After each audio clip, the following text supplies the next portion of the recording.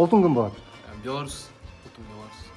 Oltun Aynen, aynen. Беларусь қазақ тілін жақсы сөйлеп тұр. Ертең бізде мейрам, біздің курсанттар осы шараға арнайы дайындалды. Әр ұлт өкілі арнайы өзінің ұлттық тағамдарын біздің қазақ өзінің достарына көрсетіп жатыр. Конкурс бітті. Енді кірсек. Есіміңді атай ғой? Менің есімім Альберт. Біз Беларусь халқын... Oltun кім болады? Беларусь. Ұлтым Беларусь. Oltun Aynen, aynen. Беларусь қазақ тілін жақсы сөйлеп тұр. Это наше национальное блюдо, это драники. Наше национальное белорусское блюдо.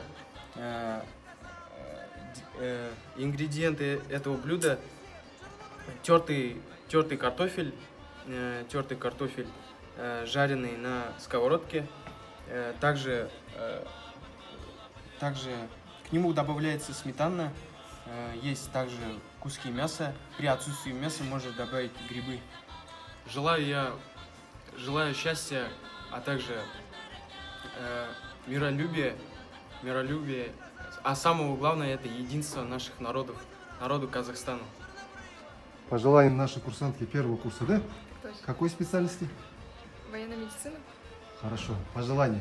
Какое пожелание пожелаешь нашему народу? Мирного неба над головой, чтобы все мы жили счастливо, дружно и все вместе.